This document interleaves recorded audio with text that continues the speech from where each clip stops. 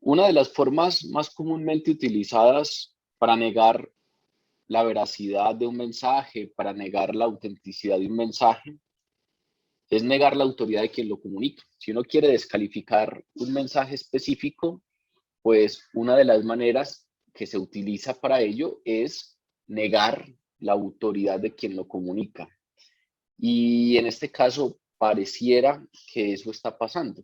Cuando llegan estos maestros, falsos maestros de Jerusalén, a la iglesia, a las iglesias de Galacia, trayendo unos nuevos mensajes, trayendo unas ideas judaizantes, pues estas ideas no comulgan con lo que Pablo les había enseñado a las iglesias de Galacia.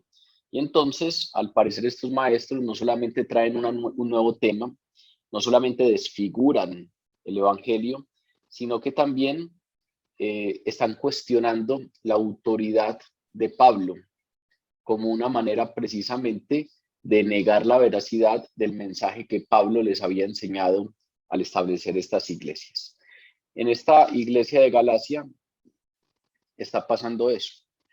La iglesia de Galacia o las iglesias de Galacia, porque como estudiamos hace 8 días, al menos hay 4 ciudades en las que habían estas iglesias formando una especie de agrupación de iglesias. Estas iglesias habían recibido a través de Pablo el Evangelio de Jesús. Pablo en su primer y en su segundo viaje misionero visitó estas ciudades y estableció allí las iglesias. De tal manera pues que el primer evangelio, la primera enseñanza del evangelio, estas iglesias la recibieron de Pablo. Y recibieron el evangelio que Pablo llama el evangelio de la gracia, el evangelio del favor de Dios, el evangelio en donde no somos merecedores de nada, pero sí recibimos a través de Jesús el perdón de los pecados y la posibilidad de tener una relación con Dios. Las iglesias de Galacia o los miembros de las iglesias de Galacia habían creído este mensaje. Se estableció la iglesia, pero como acabo de mencionar, lo creyeron hasta que algunos falsos maestros llegaron tras la partida de Pablo. Estos falsos maestros, ¿qué era lo que hacían? Recuerden que este asunto de judaizar era que inicialmente en el siglo I el evangelio del cristianismo, el cristianismo como tal, pues estaba siendo inicialmente predicado a los judíos. Los judíos, ustedes saben, esperaban al Mesías, esperaban al Hijo de David. Y entonces, pues la manera de predicar el evangelio era decirles, ese Mesías que ustedes estaban esperando vino. El Hijo de David llegó y es Dios mismo. Y entonces en él tenemos salvación. Y cuando se levantaron los apóstoles de Jesús a predicar, fundamentalmente le predicaban a los judíos. Pablo es una excepción. A Pablo Dios le encomendó el evangelio a los gentiles, a los que no eran judíos. Y entonces Pablo fue levantado para ir a predicar a Roma, para ir a predicar a Éfeso, que era de fuerte tradición griega, ir a predicar a donde los galos, a donde los celtas, recuerden que esos son las iglesias de Galacia. Y entonces finalmente estos a los que Pablo les predica no eran judíos, ellos no tenían toda esa tradición de los patriarcas, Abraham, Isaac, Jacob, Moisés, no, no conocían lo que era la ley mosaica, no conocían el antiguo pacto, pero Jesús le reveló a Pablo que ellos, a pesar de no ser de ese pueblo elegido Israel, la salvación también los alcanzaría. Y precisamente en esta carta Pablo aborda eso de una manera muy particular. Más adelante lo veremos. Pero Pablo dice que en Jesús, y nos enseña que en Jesús se universaliza la promesa que se le dio al patriarca Abraham. Cuando Dios le dice a Abraham, en tu simiente serán benditas todas las naciones de la tierra, esa simiente es Jesús, y entonces a través de Jesús, esa bendición que era inicialmente solo para ese pueblo elegido, se universaliza. De manera pues que Pablo, entendiendo esto por revelación divina, se levanta a predicarle a los gentiles. Así funda las iglesias en Galacia. ¿Qué pasa luego de que él se va? Llegan unos judíos cristianos, judíos convertidos al cristianismo, que interpretaban que el cristianismo era solo para los judíos, y entonces cuando se dieron cuenta que en el Asia Menor había 4 iglesias que no eran judías, pero que eran cristianas, empezaron a decirles que esto no podía ser y que antes de que ellos pudieran recibir las promesas de salvación de Jesús, tenían que ser hijos de Abraham, y por lo tanto les decían que no había forma de ser cristiano sin antes ser judío y sin someterse a todos los preceptos de la ley mosaica, incluyendo la circuncisión e incluyendo el cumplimiento y la observación rigurosa de todo lo establecido en la ley mosaica. Esto era lo que estaba pasando allí. Cuando hablamos de que habían llegado unos falsos maestros a judaizar, eso era lo que estaban haciendo. Estaban imponiendo cargas extra sobre la iglesia, estaban desfigurando ese evangelio de la gracia que había predicado Pablo, y para hacerlo, pues estaban restándole autoridad a Pablo. Estaban diciendo que Pablo, pues al parecer no tenía la autoridad para dar ese mensaje, para predicar el evangelio de Jesús. Y entonces estos judaizantes venidos de Jerusalén convencieron a los miembros de la iglesia de Galacia que Pablo se había nombrado a sí mismo apóstol, sin una comisión divina, sin que Dios lo comisionara, sino que él mismo se había nombrado apóstol. Esa es la razón por la cual, como dijimos hace 8 días, esta carta arranca tan directamente como lo vamos a ver a continuación. La carta a los Gálatas comienza de manera vehemente, directa, omite saludos personales que acostumbra Pablo a dar. Cuando vemos las otras cartas, allí aparecen esos saludos personales, aquí están omitidos. Pablo procedió de inmediato a establecer el mensaje que quería dar.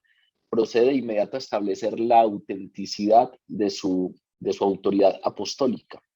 Procede de inmediato a aclarar el asunto, aclarar ese asunto que se había oscurecido al respecto de que él no tenía autoridad, al respecto de que él se había nombrado a sí mismo como apóstol, al respecto de que él no tenía ninguna comisión divina, y en consecuencia al respecto de que, ya que no tiene ninguna autoridad divina, el mensaje que predicó carece de toda veracidad. Es por eso que, a diferencia de las otras cartas de Pablo, en esta el saludo es breve. Es un saludo muy breve, es un saludo muy conciso, en el que simplemente Pablo, con un lenguaje muy directo, aborda 3 puntos. Aclara el asunto de su autoridad, es decir, aclara por qué tiene autoridad para hablar, por qué tuvo autoridad para hablar anteriormente y establecer la iglesia, y por qué tiene autoridad ahora para hablar a través de esta epístola. Luego, pues habla de su mensaje, resume el mensaje que va a comunicar en toda la epístola, las verdades que él comunica, y finalmente habla de la razón para hacerlo. ¿Cuál es el motivo por el cual él habla? ¿Cuál es el motivo por el cual él escribe? ¿Cuál es la razón que tiene para dar las aclaraciones que a continuación va a dar? Ese es el saludo en esta carta. Conciso, 5 versículos, abordando 3 elementos.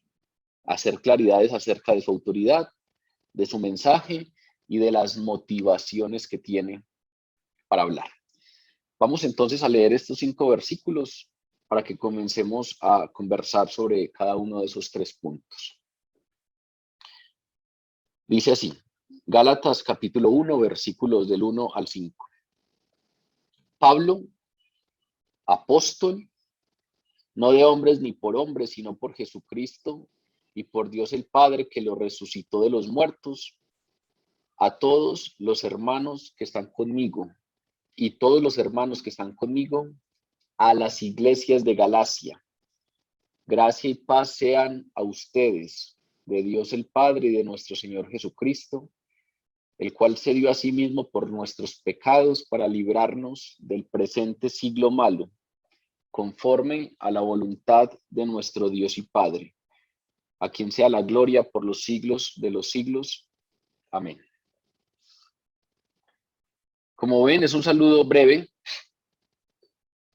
pero es un saludo que desde el principio empieza a comunicar. A veces los saludos son descuidados, a veces en el lenguaje verbal los saludos no son muy pensados, pero aquí pareciera que Pablo con cada palabra está dando peso y está precisamente dando la introducción y planteando el soporte necesario para lo que va a decir en todo lo que viene después en la epístola. Y entonces Pablo comienza hablando de su autoridad. Los dos primeros versículos hablan de la autoridad de Pablo. Pablo, apóstol, no de hombres ni por hombres, sino por Jesucristo y por Dios el Padre que lo resucitó de los muertos, y todos los hermanos que están conmigo a las iglesias de Galacia. Ese es el saludo inicial relacionado con la autoridad. En esa parte del saludo, Pablo habla de su autoridad. Conforme a la costumbre de su tiempo, empieza Pablo con una enunciación simple de su nombre. Pablo. Vean cómo arranca el texto. Pablo, simplemente identificándose de una manera simple con su nombre, como era la costumbre en su tiempo. Y a continuación de que dice su nombre, establece su autoridad como apóstol a través de tres premisas. Lo primero es que deja claro que tiene el título de apóstol. Lo segundo es que nos hace claridades, nos da claridades al respecto de la manera como fue elegido para ser apóstol, como fue elegido para ese oficio. Y en tercer lugar, basado en su relación con los hermanos en la fe, él les llama, y todos los hermanos que están conmigo, los hermanos que comulgan una misma declaración de fe, en función de esa relación con esos hermanos, también nos da un mensaje claro al respecto de su autoridad. Veámoslo con detalle. Luego de que dice Pablo, Pablo procede a decir apóstol. Cuando dice apóstol, pues nosotros a veces confundimos el término apóstol con discípulo. Un discípulo es aquel que va tras las huellas de el maestro, es aquel que está siendo discipulado, es decir, aquel que está siendo enseñado, pero en términos literales, la palabra discípulo significa ir tras las huellas de el maestro. De manera pues que todos los seguidores de Jesús son sus discípulos. Habrá discípulos más cercanos, otros más lejanos, habrá algunos que siguen las huellas de ese maestro con mayor cuidado, otros con mayor descuido, pero todos son discípulos. Ahora, el término apóstol es diferente, porque el término apóstol significa aquel que es enviado con una comisión, aquel al que se le da una encomienda, aquel al que se le encomienda una misión, es enviado con una comisión. Es decir, era un enviado, un embajador, un mensajero, aquel que se le entregaba una orden específica, una misión específica, y era enviado con la responsabilidad de cumplir esa misión que se le encomendó. Y cuando hablamos en este contexto de un apóstol, pues hablamos de aquellos que habían sido escogidos e instruidos por Jesucristo como emisarios especiales.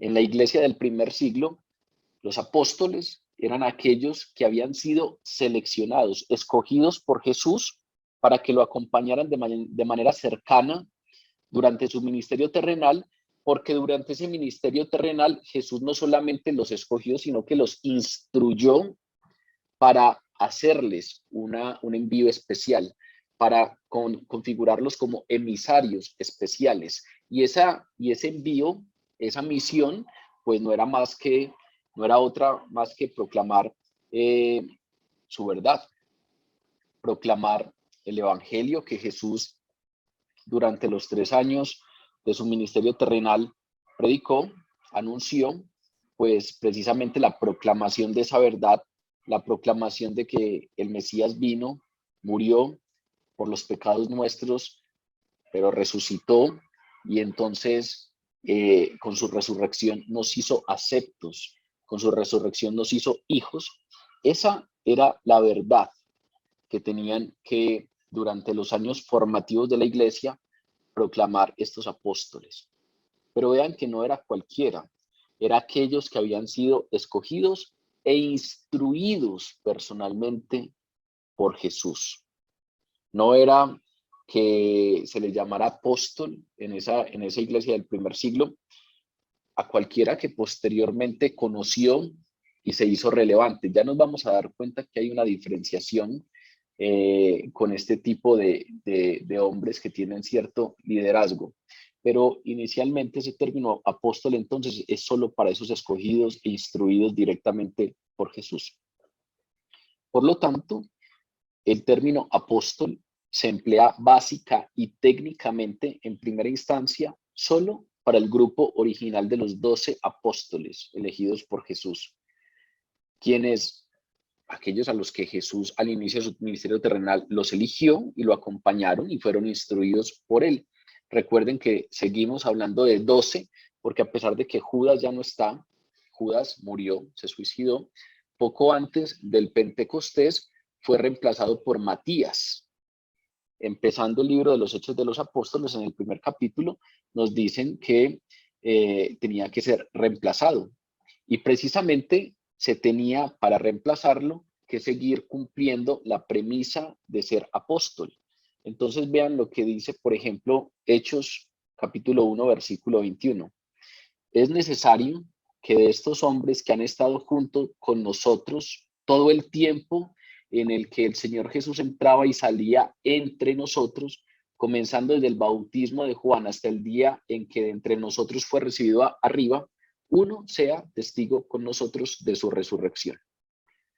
Apóstol precisamente eran aquellos que habían estado cerca, instruidos por Jesús y habían sido testigos de la resurrección. Pero vean que esto lo dice Pedro, cuando Pedro habla con los demás discípulos y les dice, es necesario que haya un reemplazo para Judas, establece la misma condición. No puede ser cualquiera. De entre estos que han estado con nosotros todo el tiempo en que el Señor Jesús salía y entraba entre nosotros, comenzando desde el bautismo de Juan. Es decir, aquellos que estuvieron como opcionados a reemplazar a Judas solamente podrían ser aquellos que fueron testigos de todo el ministerio terrenal de Jesús, empezando desde el bautismo de Juan. Recuerden que así comienza el ministerio terrenal de Jesús. Juan, el Bautista, le precede y apenas Jesús comienza su ministerio, Juan es encarcelado y luego degollado. Entonces vean que entre los hombres que iban a ser tenidos en cuenta para hacer ese reemplazo, pues tenía que ser uno que, a pesar de que no fue de ese círculo íntimo, sí estuvo con ellos durante todo el tiempo, fue testigo de todo lo que hizo Jesús, desde el bautismo de Juan hasta su ascensión.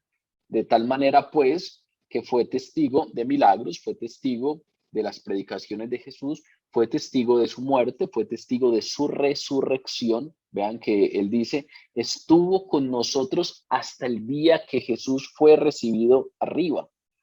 Y entonces ese puede ser hecho testigo con nosotros. Recuerden que hace un tiempo estudiamos qué es lo que significa ser testigo. Ser testigo es aquel que da testimonio de lo que otro hizo, de lo que otro es. Por lo tanto, cuando Pedro dice que uno de estos se ha hecho testigo con nosotros de su resurrección, es que también pueda ser enviado como apóstol a que anuncie todo aquello de lo que fue testigo, a que anuncie todo aquello que vio, todo aquello que escuchó y específicamente de su resurrección, que testifique su resurrección, que diga, yo soy testigo, yo lo vi muerto en la cruz y yo después lo vi resucitado. Entonces ser un apóstol implicaba eso, implicaba ser de ese grupo implicaba ser instruido por Jesús y en este caso particular, dada la ausencia de Judas, uno de aquellos que cumplía esas condiciones fue llevado a reemplazar a Judas, a ocupar ese lugar de Judas, que fue Matías. Por eso seguimos hablando de los 12, pero el término apóstol no se aplica para nadie más en su sentido básico, en su sentido más técnico, solamente a ese grupo original de los 12. Esos 12 tienen unas condiciones muy específicas. Si uno se lee el libro de los Hechos de los Apóstoles, que es el libro de ese primer tiempo de la iglesia, dice cosas como que ellos fueron apartados, fueron puestos aparte para poner los cimientos de la iglesia. Es decir, aunque muchos otros creyeran, aunque muchos otros declararan la misma fe, ellos habían sido puestos aparte. Ellos tenían una misión especial y era poner los cimientos de la iglesia. Por eso en esta carta nos vamos a dar cuenta más adelante que Pablo, cuando se refiere a Pedro, a Juan y a Santiago, dice, ellos son columnas, las columnas de la iglesia, porque precisamente ellos, los apóstoles, habían sido apartados para hacer los cimientos, aquellos en los que descansa la estructura de la iglesia, aquellos que iban a colocar el sustrato para la iglesia creciente. Esa es la razón por la cual la mayoría de iglesias antiguas en su estructura arquitectónica tiene 12 columnas interiores. Se resuelve el perímetro de manera independiente, pero al interior tiene 12 columnas que se ven pues, de manera directa en un sentido simbólico, declarando precisamente la presencia de los 12 apóstoles, porque habían sido puestos aparte para poner los cimientos de la iglesia. Pero aparte de eso, Hechos también dice que ellos habían sido apartados para ser canales de la revelación completa y final de Dios.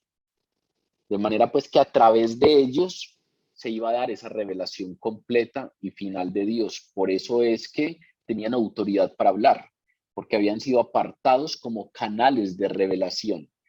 Y aparte de eso, Hechos también dice que recibieron poder de lo alto para sanar, para expulsar demonios como señales que verificaban su autoridad divina. Tenían autoridad para hablar, tenían autoridad para enseñar y la señal de que esa autoridad la tenían era el poder que habían recibido de lo alto para sanar y expulsar demonios.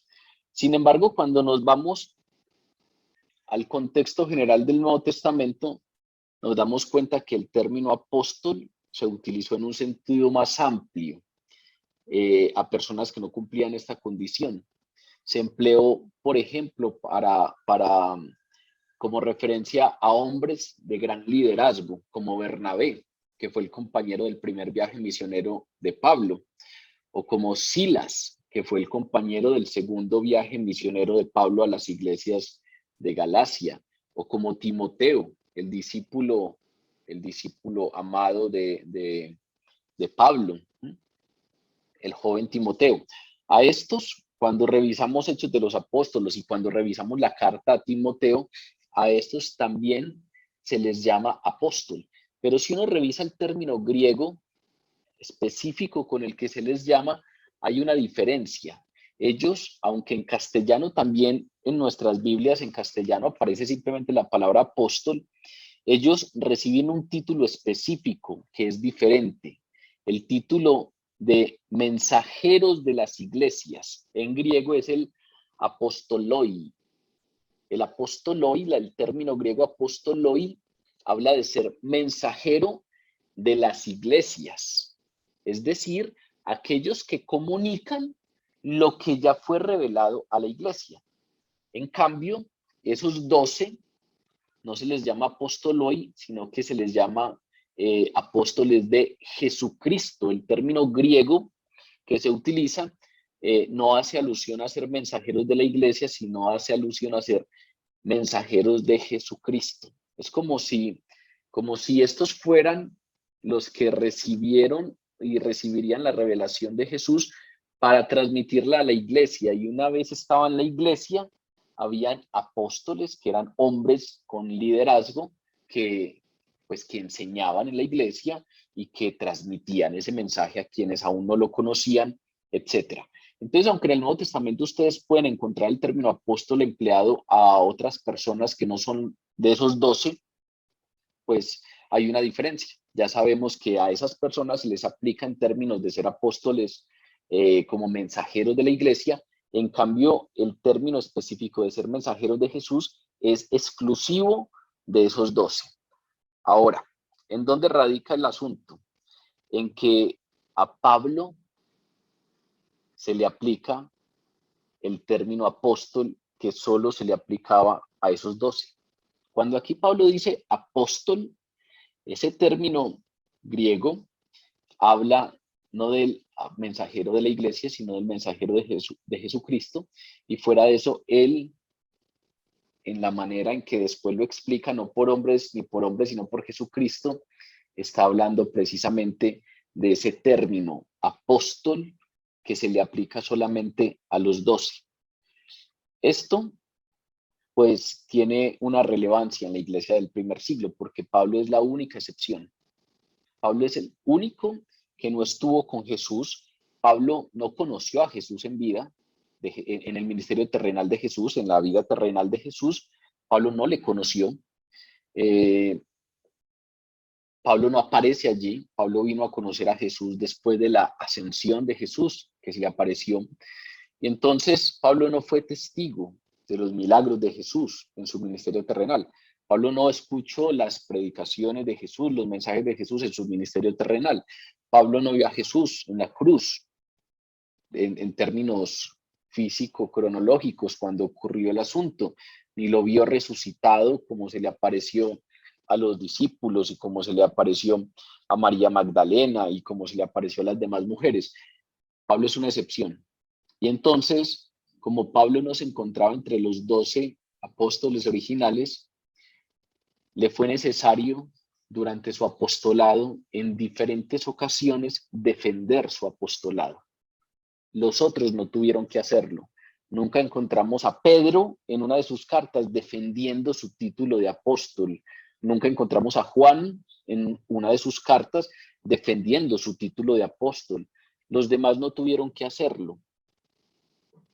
Los demás tenían esa autoridad ya entendida por la iglesia, Mateo con su evangelio. En cambio, a Pablo le tocó constantemente defender su apostolado. Le tocó constantemente defender y explicar por qué él era apóstol. Y era porque él cumplía con las condiciones necesarias, porque fundamentalmente, como dice Pedro, que se ha hecho testigo de la resurrección. Cuando hablamos de la elección de Matías, necesitamos que uno sea con nosotros hecho testigo de la resurrección.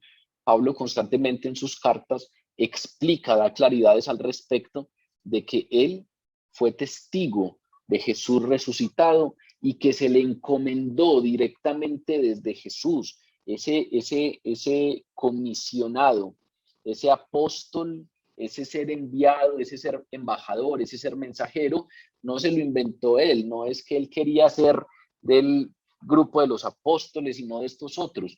No, él explica que experimentó, vio, fue testigo de Jesús resucitado y que en ese ser testigo Jesús le habló y le encomendó una misión. Fue encomendado directamente por Jesús y por eso él no es mensajero de las iglesias, sino mensajero de Jesús. Es más, la encomienda que se le dio a Pablo es distinta a la que se lo dio a los otros 12. Pablo, así como Pedro fue encomendado a los judíos, Pablo fue encomendado para llevar las verdades del evangelio a los no judíos, a los llamados gentiles.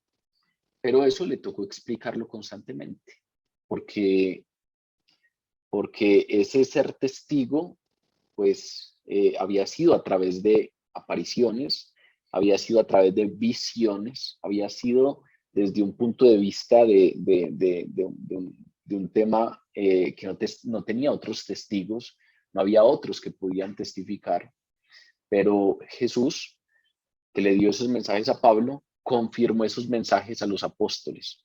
Entonces, a Pedro en algún momento le dio una visión para que Pedro entendiera que efectivamente el mensaje que se le había dado a Pablo era adecuado y era legítimo. Y eso fue lo que ocurrió en la casa de Cornelio. Entonces, a Pablo le tocaba explicar. Y ese es un contexto muy importante, que ustedes entiendan y que todos entendamos, porque esa es la razón por la que Pablo en esta carta específica no saluda en términos personales, no hace menciones personales, sino que va directo al grano y le toca volver a explicar. Pablo arranca esta carta volviendo a aclarar el asunto y volviendo a dar explicaciones al respecto de sus credenciales como apóstol.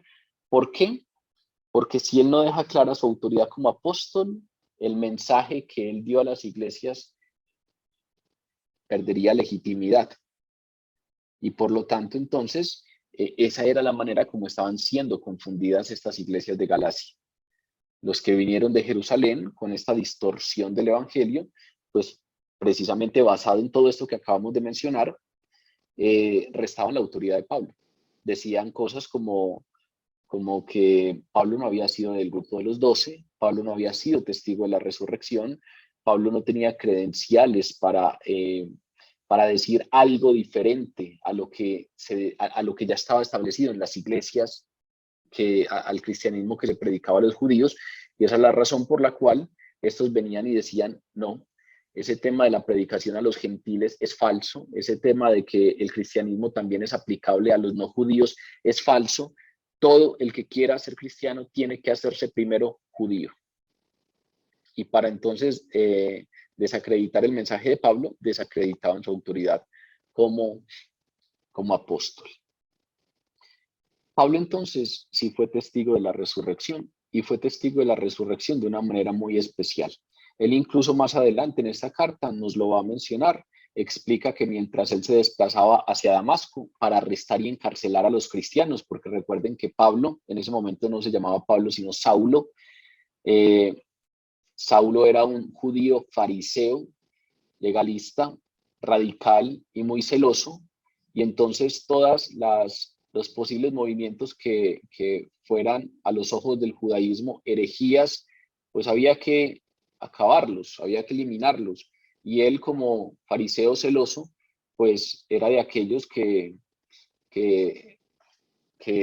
pues, que encaraban esa misión, que personificaban esa misión de ir a destruir cualquier movimiento hereje que amenazara la pureza del judaísmo. Entonces, Pablo, en ese inicio de la iglesia, pidió permiso a las autoridades judías para poder ir y buscar a los cristianos y encarcelarlos, inicialmente arrestarlos y encarcelarlos, pero sabemos por el libro de Hechos de los Apóstoles que el asunto iba mucho más allá. Por ejemplo, con Esteban, a Esteban, que era uno de los diáconos de la iglesia del primer siglo, lo mataron apedreado sin ningún juicio, no lo encarcelaron, ni lo arrestaron, ni le hicieron un juicio adecuado, sino que allí, en presencia de todos, lo lapidaron, lo apedrearon y lo mataron lapidado. Y dice Hechos de los Apóstoles que ahí, en esa misma escena, estaba Saulo de Tarso, que era el que había dado la aprobación. Entonces sabemos que esos permisos que pidió él legalmente eran para encarcelar, para arrestar, pero que se tomaban obviamente mucho más hacia allá, con una buena intención, con la intención supuesta de acabar con las herejías, acabar con todo aquello que puede distorsionar la fe judaica y todo aquello que según ellos pues le desagradaba a Dios. Y entonces Pablo iba camino a Damasco para arrestar y encarcelar cristianos, y él mismo dice que repentinamente le rodeó un resplandor de luz del cielo y cayó en tierra. No dice en ninguna parte que iba montado en un caballo. La tradición siempre nos ha puesto a Pablo que iba en un caballo y que fue tirado de su caballo. El texto simplemente nos dice que repentinamente le rodeó un resplandor de luz del cielo y cayó a tierra. Y que cuando cayó a tierra oyó una voz que le decía: Saulo, Saulo, ¿por qué me persigues? Y él le dijo: ¿Quién eres, Señor? Y esa voz que le hablaba le dijo: Yo soy Jesús, a quien tú persigues.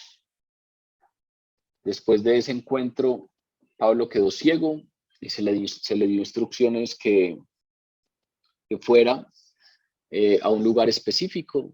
Y luego Jesús le habló a un creyente que vivía en Damasco, llamado Ananías, y le dijo que fuera a ese lugar porque allí estaba Saulo, y que fuera porque ese hombre era instrumento escogido por él para llevar el nombre de Jesús en presencia de los gentiles y de los reyes y de los hijos de Israel. Entonces este hombre Ananías va, impone las manos sobre Saulo y caen 2 cáscaras de sus ojos y recupera la vista. La palabra nos dice que Jesús se le apareció a Pablo en muchas otras ocasiones de manera personal. ¿Sí? El libro de Hechos tiene en el capítulo 18 una descripción de una de esas apariciones, en el capítulo 22 otra, en el capítulo 23 otra. En la segunda carta a los Corintios nos habla de una de ellas, en la primera carta nos habla de otra. En diferentes ocasiones Jesús se le apareció a Pablo y le reveló cosas y se le apareció resucitado, y entonces Pablo fue testigo de esa resurrección. Y entonces nos dice precisamente Pablo en esta carta más adelante que en esas apariciones le fue encomendada una misión.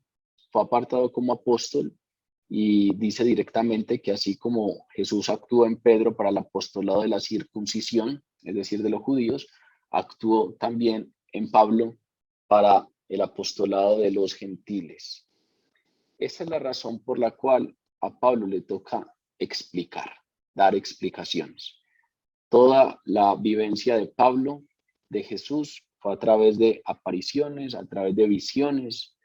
La encomienda específica de Jesús a Pablo fue a través de estas visiones, y esa es la razón por la cual dentro del contexto general de la iglesia, esos 12 tenían esa condición de autoridad porque fueron apartados, pero a Pablo le tocaba explicar. En esta carta nos va a hablar mucho de eso, no solamente en el saludo, no, por todas partes nos va a hablar.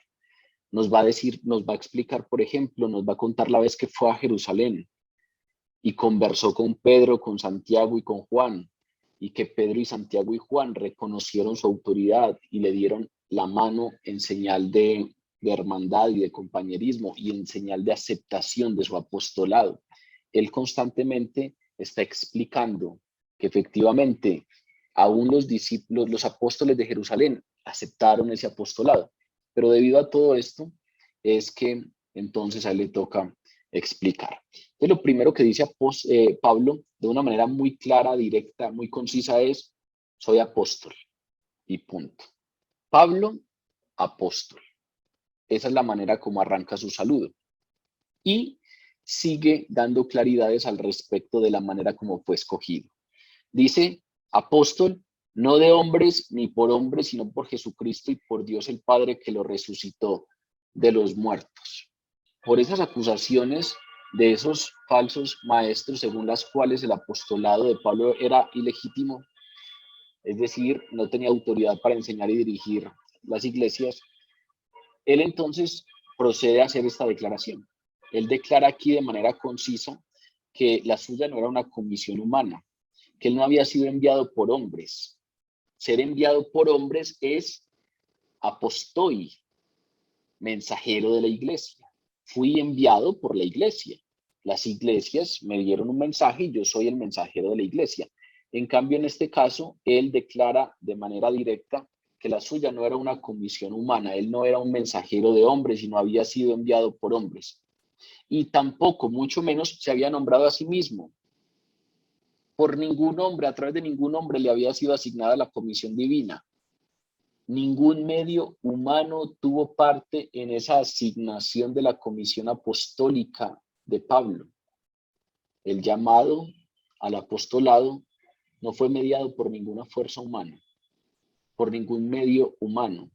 No fue mediado por ceremonias humanas, no fue mediado por recursos humanos, no fue ni siquiera a través de la imposición de manos de un grupo de líderes en Jerusalén, del grupo de los apóstoles de Jerusalén.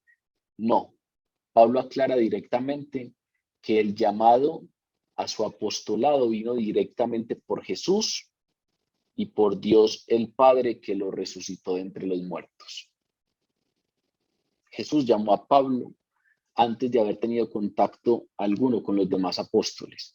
En esta carta lo vamos a ver, pero sobre todo en Hechos de los Apóstoles queda claro que Pablo fue llamado por Jesús y Pablo tuvo varios años de preparación divina. Y durante esos años Pablo ni siquiera subió a conocer a los apóstoles en Jerusalén. Pablo simplemente estaba siendo preparado por Jesús. Jesús le estaba revelando todo lo que tenía que enseñar, le estaba revelando las verdades que otros conocieron de manera directa y presencial en el ministerio terrenal, pero que dada la condición de Pablo de no haber estado allí presente, pues tuvo un trato diferente por Jesús. Y entonces ni siquiera tuvo un contacto con los demás apóstoles. Pablo fue seleccionado, elegido por Jesús, fue comisionado por Jesús antes de cualquier contacto con esos apóstoles. Tuvo la preparación divina de la cual nos va a hablar más adelante en los versículos 17 y 18 de este capítulo. Y luego fue enviado para comenzar su trabajo entre los gentiles, obviamente por intervención y guía del Espíritu Santo. Entonces, para Pablo es importante aquí recalcar que su autoridad no fue dada por hombres ni por él mismo, sino por Dios. Y el derecho que tenía para instruirlos, el derecho que tenía para decir lo que dijo cuando estableció la iglesia, y ahora el derecho que tenía para enviar esta carta e instruirlos y reprenderlos incluso por la distorsión del evangelio en la que habían creído, se fundaba en ello. Él tenía ese derecho para instruirlos porque su apostolado no venía de hombres, sino que venía de Dios mismo. En este caso incluso, haciendo alusión o explicando precisamente este tema, pues vuelve a un punto que es importante para los apóstoles y que es importante para Pablo siempre. Y es que un apóstol, ya sabemos, es un testigo de la resurrección. Es un enviado a dar testimonio de la resurrección, de la que fue testigo. Por lo tanto, aquí Pablo, como siempre, cada que puede, menciona la resurrección y testifica la resurrección. No de hombres ni por hombres, sino por Jesucristo y por Dios el Padre, que lo resucitó de entre los muertos. Porque para él precisamente ese es el punto determinante del Evangelio. Sin ese punto, el Evangelio carece de poder. Y precisamente el Dios que lo nombró como apóstol era nada más y nada menos que el Padre que resucitó a Jesús de los muertos. Por lo tanto, lo que aquí Pablo está diciendo es que sin duda él tenía una comisión superior a la de los judaizantes que habían venido a confundir las iglesias. Porque también más adelante veremos que estos judaizantes decían venir en nombre de Santiago, una de los apóstoles, una de las columnas de la iglesia. Entonces ellos erróneamente decían venir en nombre de Santiago para mostrar que tenían cierta autoridad como enviados de la iglesia. Pablo aquí deja total claridad. Mi llamado, mi comisión es superior a la de ellos, porque yo no soy apóstol, yo no soy mensajero de la iglesia, yo soy mensajero de Jesús. Claro, entre estos dos no tendría que haber distorsión. El mensajero de la iglesia debería hacer eco de lo que establece como pilar y como soporte el mensajero de Jesús. Aquí de lo que estamos hablando no es de mensajeros de la iglesia, sino de falsos maestros que, distorsionando el evangelio, no necesariamente con malas intenciones, es muy probable que sean judíos y que en su corazón todavía tenían tan arraigado ese asunto que les fue enseñado, asociado al pueblo elegido y asociado a la necesidad de la circuncisión y del cumplimiento y observancia de los parámetros mosaicos, que es muy probable que para ellos, desde esa visión excluyente, no cabía en sus cabezas que alguien que no fuese hijo de Abraham pudiera recibir la promesa del Mesías. Y por lo tanto es muy probable que hasta con buenas intenciones estaban diciendo, no, están equivocados, no vayan a creer eso, ustedes primero tienen que circuncidarse para que sean tenidos como hijos de Abraham y ahí sí poder recibir la promesa del Mesías a través de Jesús. Es el cristianismo judaizante, el cristianismo que no es un evangelio en sí mismo, sino que es un apéndice del judaísmo. Por eso hace 8 días decíamos, esta es la carta que marca una diferencia tajante entre el judaísmo y el cristianismo. Y la mayoría de estudiosos de esta carta plantean que sin esta carta muy probablemente el cristianismo no hubiese sido más que una pequeña división, una subdivisión del judaísmo, una secta del judaísmo. Esta carta marca la diferencia porque deja claro que aquello que estaban mencionando estos venidos de Jerusalén con buena o con mala intención era falso y que de ninguna manera había dependencia del cristianismo del judaísmo. De ninguna manera había que ser hijo o tenido en cuenta entre los descendientes de Abraham para ser alcanzado por la promesa de Jesús, de resurrección que da Jesús. De manera pues que separa totalmente eso, universaliza la promesa y plantea esta carta precisamente que eso que no es necesario y tampoco es verdad. De manera pues que vean cómo Pablo en este primer versículo, con un saludo que para nada es descuidado, nos deja muy claro que hay una intención detrás fuerte en él, recalcar y defender su autoridad como apóstol, llamado o comisión, que es superior a la de los judaizantes que estaban viniendo a confundir a los gálatas. Entonces nos dice en primera instancia que es apóstol y el término que utiliza es apóstol de Jesús. Luego nos deja claro que su comisión no fue por hombre ni por él mismo, sino que fue directamente por Jesús y por el Padre que lo resucitó entre los muertos. Pero a continuación, en el versículo 2, pareciera dar una explicación extra que nos permite entender cómo defiende su autoridad. Dice, y todos los hermanos que están conmigo, a las iglesias de Galacia. Esa es la tercera base de la autoridad de Pablo, su relación con los hermanos en la fe, su relación con los hermanos, lo que él llama hermanos, que son aquellos que comulgan una misma profesión de fe, aquellos que creen lo mismo que yo, aquellos que viven bajo la misma esperanza que yo vivo, es a los que él les llama hermanos. Y entonces, a partir de esa relación con esos hermanos en la fe, él tiene una tercera base de autoridad. Una tercera base de autoridad que queda implícita en esa referencia de hermanos. Porque esos hermanos son aquellos que están con él, a todos los hermanos que están conmigo. De manera pues que cuando hablamos de esos hermanos no estaba refiriéndose a los miembros generales de la iglesia, sino que se estaba refiriendo de manera específica a las personas que le acompañaron durante su ministerio.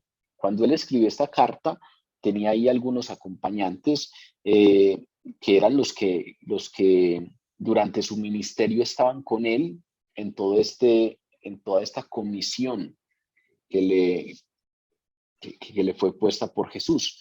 De manera pues que estamos hablando de líderes. Recuerden que el compañero de Pablo en su primer viaje misionero era Bernabé y ahora mencionamos que a Bernabé también se le aplica el título de apóstol, pero apóstol de la iglesia, mensajero de la iglesia, el apostoi. El segundo acompañante de Pablo en su viaje misionero, en su segundo viaje misionero fue Silas. Timoteo también fue acompañante de Pablo en los viajes en su ministerio. De tal manera pues que aquellos que le acompañaban no solían ser creyentes convencionales, por llamarlo así, o creyentes sin protagonismo. Aquellos que acompañaban a Pablo solían ser líderes, solían tener cierta relevancia en la iglesia, tenían ese encargo de ser apóstoles, mensajeros de la iglesia. Y Pablo aquí, hablando de estos, hace una marcada diferenciación.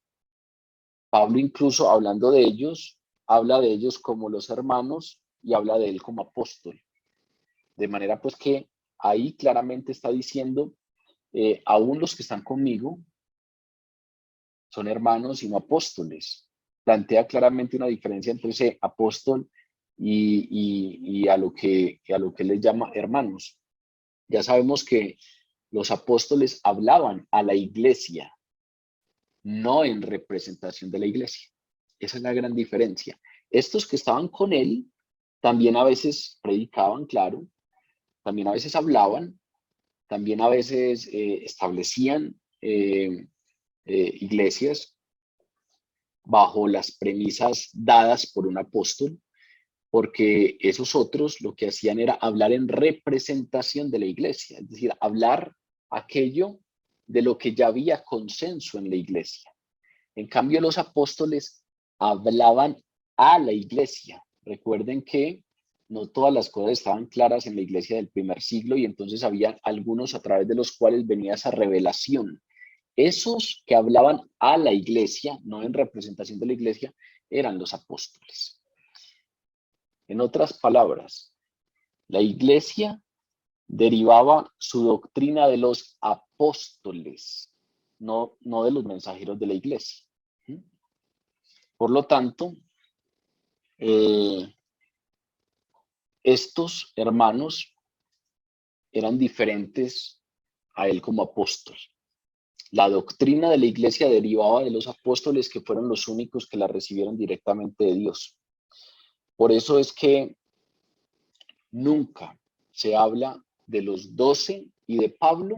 Si ustedes revisan todo el Nuevo Testamento, nunca se habla de ellos como apóstoles de la iglesia, sino como apóstoles de Jesucristo, porque ellos tenían un encargo especial. Recuerden cuando estudiamos Juan, en el capítulo 14, que Jesús le dijo a sus apóstoles: les he dicho estas cosas estando con ustedes, pero el Consolador, el Espíritu Santo, a quien el Padre enviará en mi nombre, Él les enseñará todas las cosas y les recordará lo que les he dicho.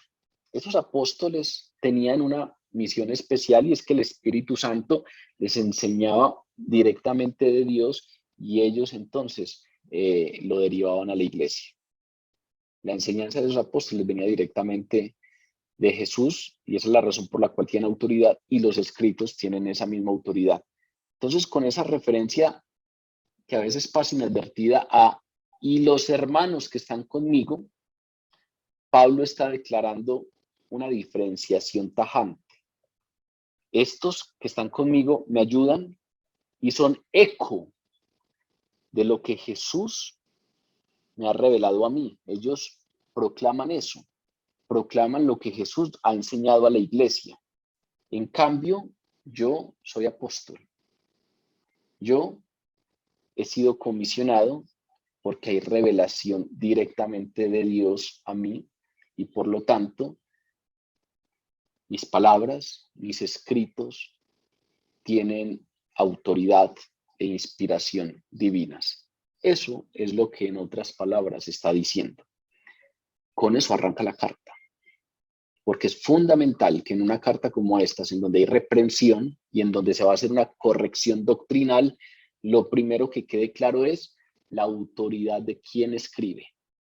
Y vean en esos dos primeros versículos cómo a través de hablarnos de ese apostolado, a través de hablarnos de cómo fue comisionado y a través de hacer una diferenciación con los hermanos que están con él, Pablo defiende y aclara su autoridad como apóstol. Como apóstol para hablarles a la iglesia en general, pero específicamente a estas iglesias. Recuerden que hace 8 días mencionamos que esta carta fue direccionada a las iglesias de Galacia. Esas iglesias de Galacia eran las iglesias que se habían establecido específicamente en el sur de la provincia de Galacia, en donde estaban allí en el Asia Menor 4 ciudades: Antioquía, Iconio, Listra y Derbe. Y en Hechos de los Apóstoles nos dicen que Pablo pues visitó estas 4 ciudades y fundó allí lo que conocemos como las iglesias de Galacia, es decir, la iglesia de Antioquía, de Iconio, de Listra y de Derbe. Pablo entonces tiene autoridad para hablarles específicamente a estos. Tiene autoridad general, pero específicamente tiene autoridad con ellos por ser el que fundó esa iglesia. Entonces aquí el que está hablando es el que fundó esa iglesia. Cuando se fue, vino otro o vinieron otros y revolcaron eso. Y ahora él presenta nuevamente sus credenciales y dice: tengo autoridad, tengo una autoridad mayor que aquellos que fueron a confundirlos, y voy a aclarar el asunto para que doctrinalmente no hayan confusiones. Vean que la mención de estas iglesias es muy breve y es impersonal. A las iglesias de Galacia, eso es lo único que dice. En las otras cartas hay una mayor extensión al respecto de ese saludo personal, e incluso, como dijimos hace 8 días, hay una especie de alabanza en términos de rescatar los elementos positivos de esas iglesias. Aquí no hay nada de eso. Un saludo breve, un saludo impersonal, ausencia total de palabras efusivas que ocurren en otras epístolas, muy seguramente asociado a la decepción que sentía por el alejamiento que en tan corto tiempo habían tenido estos gálatas del evangelio. Obvia cualquier tipo de elogio, no hay ningún tipo de comentario personal y simplemente hay un saludo apostólico, y procede de inmediato a la reprensión doctrinal. Esos 2 versículos nos hablan inicialmente de la autoridad de Pablo. Luego, en este saludo, Pablo nos da claridades acerca de su mensaje. Los siguientes 2 versículos hablan de ese mensaje. El versículo 3 y 4 dice: gracia y paz sean a ustedes, de Dios el Padre y de nuestro Señor Jesucristo, el cual se dio a sí mismo por nuestros pecados para librarnos del presente siglo malo, conforme a la voluntad de nuestro Dios y Padre. Ese evangelio, ese mensaje que él predica, como lo va a decir más adelante, no es según hombre, sino que lo recibió, como ya hemos dicho, por revelación de Jesús. Y entonces empieza precisamente dando características muy particulares de ese mensaje que él da. Comienza diciendo: gracia y paz sean a ustedes. Esas son 2 de las palabras más hermosas relacionadas con el evangelio: gracia y paz. La primera es fuente de salvación. La salvación viene por gracia. La segunda es el resultado. El resultado de sabernos alcanzados por esa salvación es paz. Dice Pablo en otro de sus escritos que cuando somos alcanzados, cuando creemos en Jesús, viene el Espíritu Santo y nos trae una paz y un gozo que sobrepasan todo entendimiento. Una paz y un gozo que no le puede dar ninguna otra fuente, y no es la tranquilidad que uno siente cuando no hay problemas, y no es la felicidad que uno siente cuando celebra algo, cuando las cosas salen bien. Es una paz y un gozo que sobrepasa todo entendimiento. Es decir, no tiene sustento racional. Cuando uno siente tranquilidad porque no hay problemas, pues hay un sustento racional, no hay problemas. No hay problemas y entonces me siento tranquilo. Pero esta paz y este gozo sobrepasa todo entendimiento. Es decir, aún en medio de problemas, de dificultades, esa paz está porque no está supeditada a lo circunstancial. Gracia y paz. Esa es la manera, esas son las 2 palabras que utiliza Pablo en su saludo. la fuente de la salvación y el resultado de la salvación. En la cultura griega, que es una cultura pues que está ahí extendida en este tiempo del que hablamos, pues el saludo cotidiano era la palabra shara o shara, que significa gozo. La manera como se saludaba a la gente en esa época, en esa cultura griega, era shara, que significa gozo. De manera pues que podría uno pensar que es normal que Pablo esté saludando con estas palabras, paz a ustedes, porque era normal en la cultura pues decir gozo para saludar. Sin embargo, aquí estamos hablando de un asunto diferente. Aunque el gozo hace parte de esas bendiciones que se reciben de Dios, hay un saludo distintivo acá de gracia y paz. Hay un saludo que tiene un significado especial para Pablo y tiene un significado especial para los creyentes.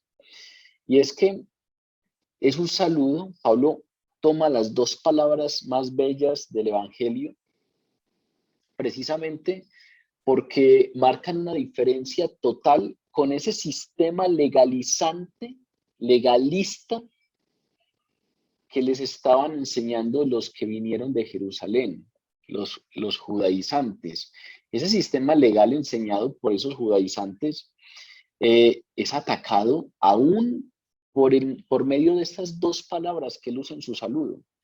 Si uno revisa exactamente qué es lo que significa ese movimiento judaizante, ese tienes que circuncidarte, tienes que cumplir esto, porque si no, no eres digno de recibir la promesa, pues se da cuenta que Pablo ataca ese sistema, ataca ese discurso con estas dos palabras. No son dos palabras elegidas sin cuidado, son dos palabras que intencionalmente están puestas allí porque son la base, son el sustrato en el que se fundamenta el Evangelio de Jesús, el Evangelio en el que creemos, y que marcan directamente una diferencia con esa enseñanza que estaban recibiendo los Gálatas y que los estaban confundiendo. Porque es que ese sistema legal, lo primero que tiene como característica es que no ofrece gracia ni suministra paz, porque implica cumplir los parámetros de la ley mosaica.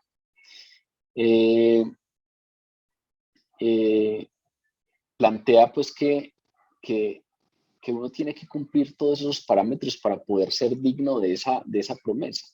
Y si uno se justificara ante Dios, si uno se hiciera acreedor o poseedor de la salvación mediante el cumplimiento de esos parámetros, como sostenían esos maestros, pues la gracia queda excluida por completo, porque es que resulta que la definición de gracia es favor inmerecido. Cuando decimos que el Evangelio es el Evangelio de la gracia, es porque ninguno de nosotros lo merece. Porque como dice Pablo en la carta a los Romanos, todos hemos pecado y entonces hemos sido destituidos. Ya no podemos por méritos propios recibir esa promesa, ya no podemos relacionarnos con Dios porque todos hemos pecado. Es más, dice tajantemente la palabra, el que diga que no ha pecado hace mentiroso a Dios. Y la palabra no dice pecado grande o pecado chiquito. La palabra no dice pecar mucho o pecar poco. La palabra dice todo aquel que peque infringe toda la ley. El que infringe el más pequeño de los puntos de la ley se hace infractor de toda la ley y la paga de ese pecado es la muerte. De tal manera pues que uno de los elementos hermosos que tiene el Evangelio es que ninguno de nosotros lo merece y eso entonces le quita de tajo toda superioridad moral que pretendamos tener. Ninguno de nosotros lo merece. Todos los que estamos aquí, todos los que creemos en Jesús, todos los que en algún momento escuchamos el Evangelio, y a través de la convicción que da el Espíritu Santo creímos en el Evangelio de Jesús como nuestra esperanza, pues lo hicimos sin merecerlo. Todos los que creemos en Jesús necesitamos el sacrificio de Jesús como el pago de nuestras culpas. Todos los que creemos en Jesús necesitamos que la sangre de Jesús nos limpie de nuestras culpas, porque todos hemos pecado y por lo tanto hemos sido destituidos de la herencia. Por lo tanto, gracia es un favor inmerecido. Hemos recibido esto por gracia. Ahora, cuando estos judaizantes llegaban ante la iglesia de los Gálatas y les decían que tenían que cumplir los parámetros de la ley mosaica para poder recibir el Espíritu Santo, para poder ser alcanzados por la promesa, pues ahí no hay gracia. Ahí no hay gracia de ninguna manera. Recuerden que vamos por partes, ¿sí? No quiero adelantarme mucho, porque cuando uno empieza a hablar de estos temas, de inmediato nos asaltan dudas al respecto de cómo así. Entonces, el tema de la obediencia y el tema de intentar no pecar, y entonces, ¿dónde queda todo eso? Pues Pablo aquí nos lo va a explicar. Con calma vamos a ir descubriéndolo, pero para que no quede ahí, para que no quede ahí el cuestionamiento abierto, Pablo hace una gran claridad y dice, la obediencia viene después. La obediencia precisamente es el resultado de aquello con lo que yo me encuentro e intento ser obediente y caigo porque hay un proceso. El tema de la santidad es un proceso, pero de ninguna manera la obediencia es condición para recibir la promesa. Eso es lo que estaban haciendo estos judaizantes. Estaban excluyendo a este grupo y le estaban diciendo, si ustedes no cumplen primero estos parámetros, empezando por circuncidarse y cumpliendo el día de reposo y todos los demás parámetros mosaicos, no pueden ser parte de la promesa. Y el Evangelio no es eso. Todo acto de obediencia que viene precisamente como resultado de haberme encontrado con el amor de Dios, es precisamente resultado, no es condición. Jesús no pone condiciones para ir a Él, de tal manera pues que es por gracia. Si hoy en día tenemos algún pecado, si estamos batallando con algo, pues claro, el Espíritu Santo, esa es la obra que hace en nosotros, ir puliéndonos, paulatinamente ir puliéndonos, pero de ninguna manera hay un condicionante de Jesús a que tenemos que cambiar algo para venir a Él. Todo lo contrario, Jesús no nos está diciendo, tienes que cambiar para poder venir a mí, tienes que dejar eso que haces para poder venir a mí, tienes que dejar de ser eso que eres para poder venir a mí, sino que por el contrario está diciendo, vengan. Yo he venido a llamar precisamente a los pecadores. Vengan todos los que están cansados, los que están batallando con algo. Vengan y yo me voy a encargar de eso. Yo, a través del Espíritu Santo, voy a ir puliendo esas cosas. De tal manera que es todo lo contrario. No es cambia y ven a mí, sino ven a mí tal y como estás para que me dejes empezar a cambiarte. Esa es la gran diferencia. El Evangelio de la Gracia de ninguna manera está hablando de la no obediencia. El Evangelio de la Gracia quita todo condicionante para venir a Jesús. Y ese es el Evangelio de Jesús. Yo no he venido a llamar a santos, sino a pecadores al arrepentimiento. Yo he venido a que vengan tal y como son, tal y como están, y entonces dejen que mi espíritu obre en ellos. De manera pues que en ese evangelio, supuesto evangelio que transmitían estos judaizantes, no hay gracia. ¿Qué gracia va a haber si uno tiene que ser merecedor del asunto? Si uno tiene que cumplir parámetros para ser merecedor del asunto. Aquí nosotros no somos merecedores de nada. Entonces Pablo utiliza dos palabras fundamentales, gracia, porque ese evangelio que estos otros les están compartiendo no tiene gracia por ningún lado. La gracia queda excluida por completo.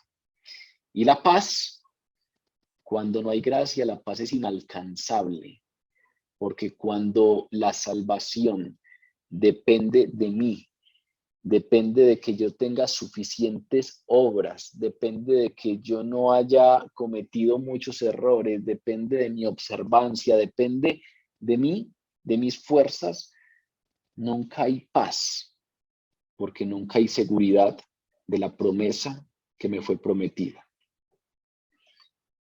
Esas dos palabras son elegidas por Pablo fundamentalmente para marcar una diferencia tajante. El evangelio es el evangelio de gracia y paz. Y esto que les están compartiendo, estos tipos que llegaron de Jerusalén, puede ser todo, pero es totalmente distante al evangelio de la gracia y de la paz. En el versículo 4, Pablo hace un resumen muy rápido de ese evangelio de gracia y paz. Muestra la naturaleza de ese evangelio. Ahí en ese versiculito nos muestra la naturaleza de ese evangelio, el objeto de ese evangelio y la fuente de ese evangelio. La naturaleza de ese evangelio es la muerte expiatoria y la resurrección de Jesús.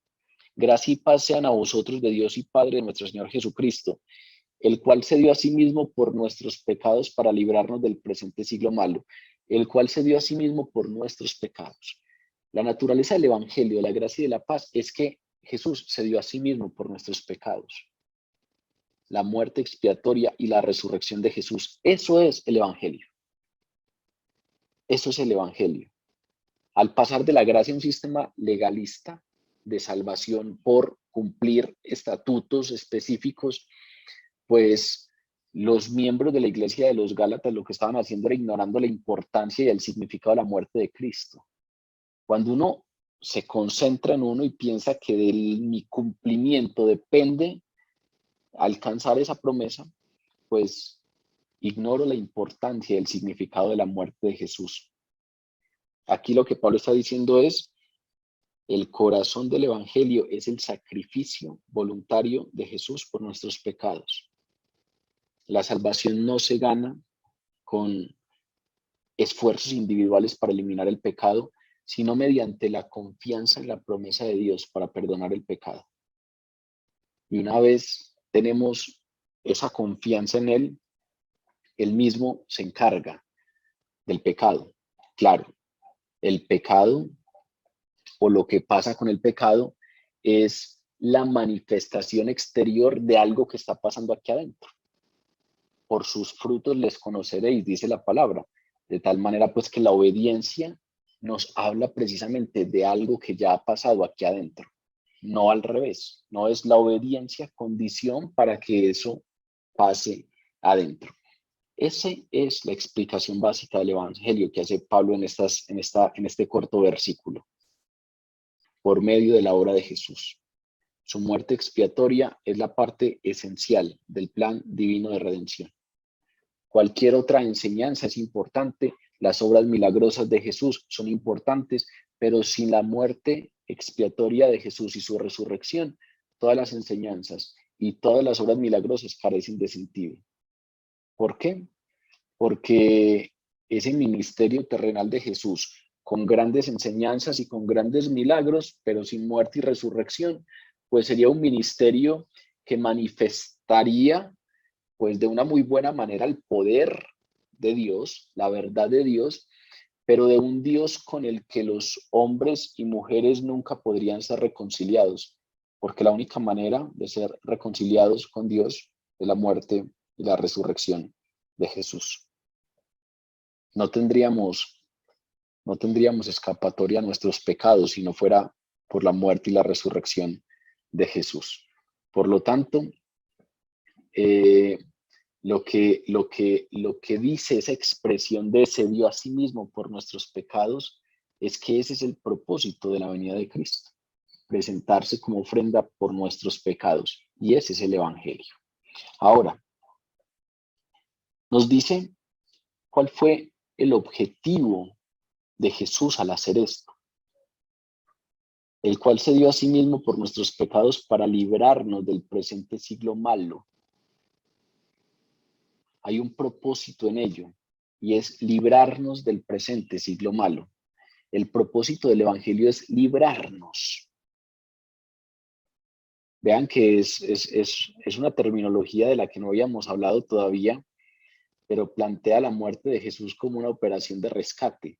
Ese término librarnos en griego es exaireo y transmite la idea de rescatar de algún peligro.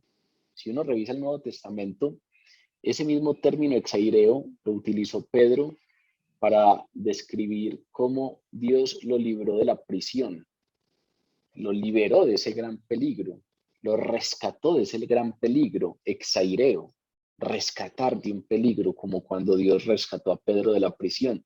Pero también, por ejemplo, el tribuno romano Claudio Lisias, que describe cómo él intervino para rescatar a Pablo de una turba en Jerusalén. Él como comandante intervino para rescatar a Pablo de una turba de gente en Jerusalén que lo iban a matar. Precisamente también habla con ese término, exaireo. Yo lo rescaté de esa turba, lo rescaté de ese gran peligro. Gálatas, aquí en este versículo 4 del capítulo 1, contiene el único uso metafórico de ese término en todo el Nuevo Testamento. En los demás casos en que se usa exaireo, hay literalmente un rescate de ese peligro. Este es el único uso metafórico. Y precisamente ese uso metafórico es librarnos del presente siglo malo, rescatarnos. Es como si estuviésemos allí en un peligro de muerte y Jesús vino, murió en la cruz para rescatarnos, una operación de rescate. ¿Y de qué nos rescata? Pues dice del presente siglo. Esa palabra siglo, que es aion, no está referida a un periodo de tiempo, sino a un sistema pasajero, a un sistema transitorio, que es malo en este caso, el presente siglo malo. De manera pues que no están hablando de una fracción de tiempo, no están hablando de rescatarnos de este siglo, tal y como nosotros hablamos de los siglos, sino que se habla de rescatarnos del sistema mundo. Recuerden que en el Evangelio de Juan, Jesús era enfático en plantear esa relación antitética entre el sistema mundo y aquellos que son suyos. Cuando en la oración apostólica decía, ellos no son del mundo, como yo tampoco soy del mundo. O cuando le advertía a sus discípulos, el mundo los va a odiar, el mundo los va a aborrecer como me aborreció a mí. Cuando los aborrezca el mundo, sepan y acuérdense que me aborreció a mí primero. Si ustedes fueran del mundo, el mundo los amaría, pero como no son del mundo, el mundo los aborrece.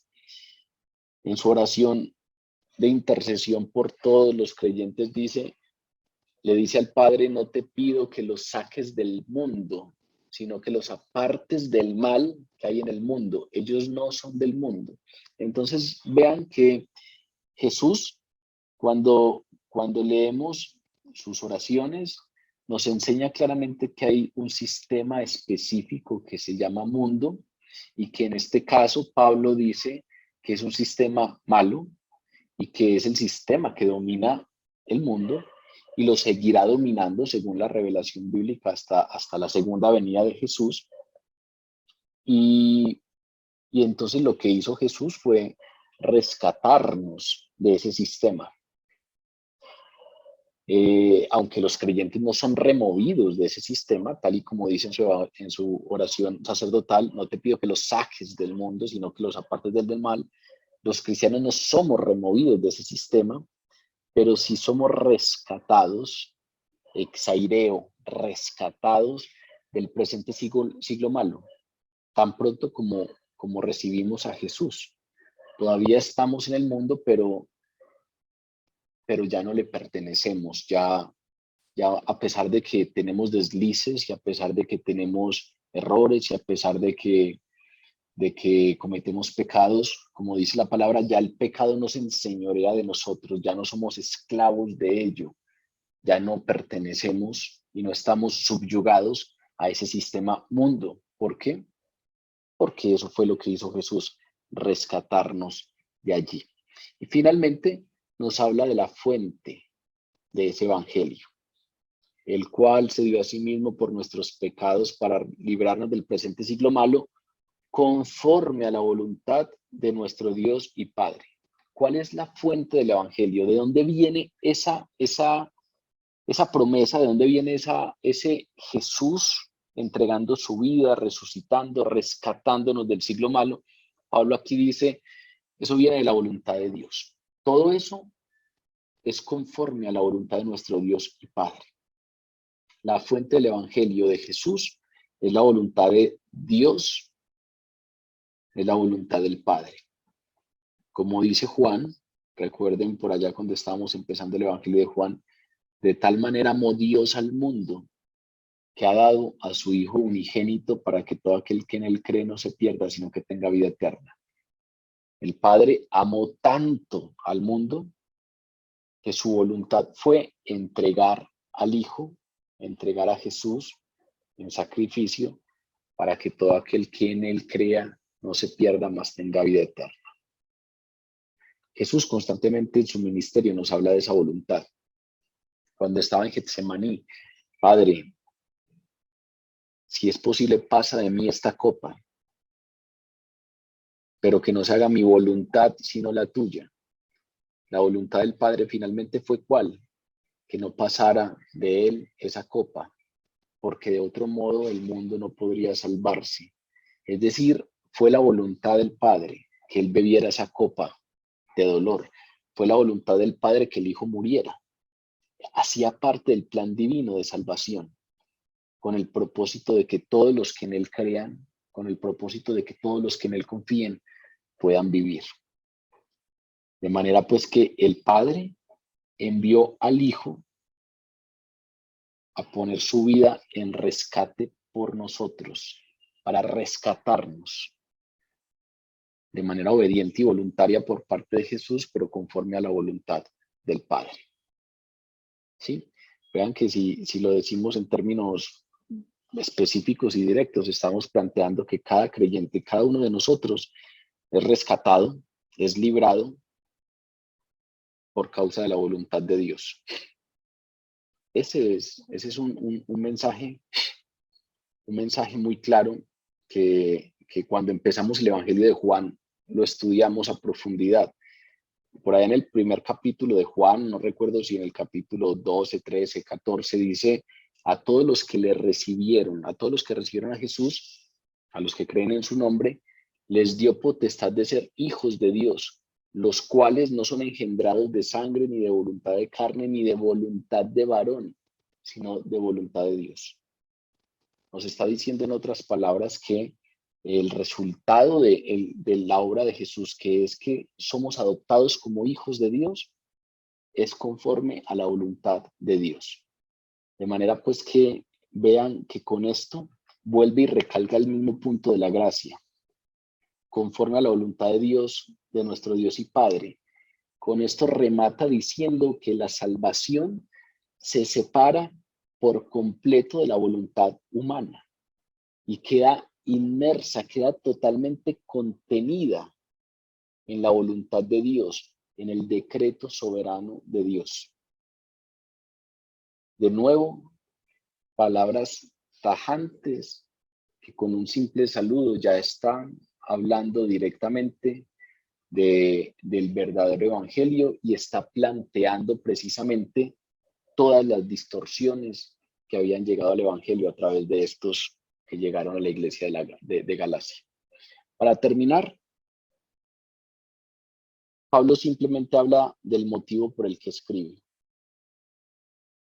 De una manera muy concisa, dice, a quien sea la gloria por los siglos de los siglos. Amén. Concluye el saludo con lo que teológicamente se llama una doxología. Una doxología es una fórmula de alabanza. Aquí Pablo termina con una pequeña doxología, a quien sea la gloria por los siglos de los siglos. Amén.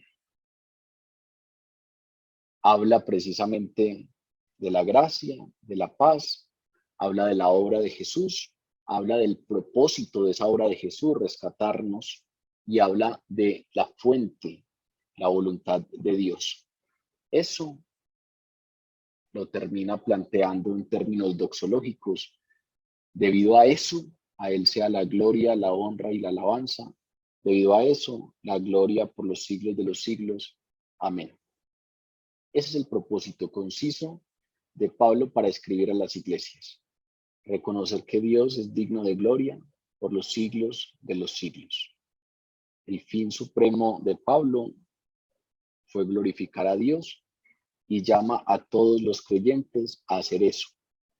Todo para la gloria de Dios, dice en otra de sus epístolas, específicamente en la primera a los Corintios. Para cerrar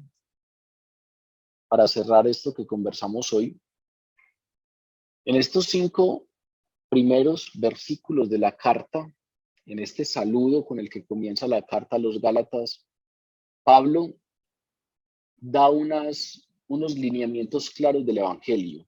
Como el asunto acá es que el Evangelio está siendo distorsionado, Pablo aún en el saludo plantea 4 lineamientos, 4 etapas claras de la salvación del ser humano. Primero, hay un asunto de la voluntad de Dios para salvarle. Nadie viene a mí si no lo trae el Padre, dice Jesús. Hay un asunto que tiene que ver con la soberanía de Dios. Hay un asunto que tiene que ver con la voluntad de Dios. Dios toma la iniciativa para nuestra salvación. La segunda, nuestra salvación se configura solo por la muerte de Jesús, por nuestros pecados. Sin ello, no hay salvación.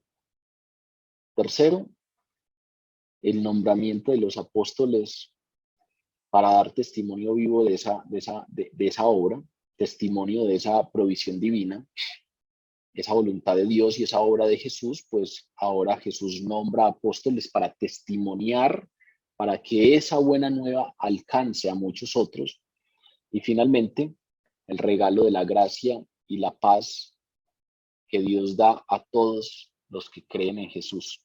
Si ustedes ven, en su vida, en mi vida, nuestra salvación se resume en esos 4 puntos. A Dios le plació, fue voluntad de Dios. Solo podemos ser salvos por la muerte de Jesús. Jesús levantó apóstoles que escribieron estas cosas, que enseñaron en la iglesia, que establecieron los soportes adecuados en la iglesia. Y el mensaje de ellos llegó a nosotros a través de muchos mensajeros de la iglesia, muchos apostoi, mensajeros de la iglesia, y gracias a estos hombres y mujeres que él levantó, pues nosotros pudimos escuchar en algún momento esa buena nueva. A veces hace falta recalcar que hoy en día en el mundo hay muchos lugares en donde hay hombres y mujeres que nacen, viven y mueren sin escuchar ni una sola vez en su vida el nombre de Cristo Jesús. En el caso nuestro, pues tuvimos la gracia de que a través del testimonio de algunos de esos que fueron levantados por Jesús, la buena nueva llegó a nosotros. Y finalmente, gracia y paz nos alcanzan y alcanzan a todos los que creen en Jesús. Gracia porque es inmerecido y paz porque esa es la obra que el Espíritu Santo trae, una paz y un gozo que sobrepasan todo entendimiento, que no son circunstanciales, que no dependen de la ausencia de problemas, que no dependen de que todo vaya bien, sino que tiene que ver con una convicción espiritual asociada a la certidumbre de qué va a pasar conmigo en la eternidad, que es de donde puede proceder la paz verdadera. Termina Pablo con la palabra amén. Y esa palabra amén expresa aquí la afirmación que ratifica el así sea. La gloria sea a Dios por los siglos de los siglos. Amén. Ese recibir gloria por siempre, ese así sea, es el amén con el que cierra Pablo. Nosotros utilizamos el amén a veces de manera también descuidada. Hay unos cristianos de habla cantonesa que se acercan mucho a ese significado original hebreo cuando las oraciones terminan con el amén. Al final de una oración, estos cristianos dicen algo, yo no sé cómo se pronunciará, pero es algo como Shin, Sham, Shon, Wen. Esa es la forma de terminar ellos las oraciones. Y eso traduce en castellano: lo deseo de todo corazón. Cuando uno termina una oración, dice amén, ellos dicen esta palabra que significa lo deseo de todo corazón. Deseo que así sea de todo corazón. De tal manera pues que el amén que aparece acá precisamente comulga con esa proclamación de Pablo, de que a Dios Padre sea la gloria por los siglos de los siglos. Amén. Debido pues a esa obra del Evangelio que acaba de explicarnos que hizo Jesús por nosotros. Vamos a orar.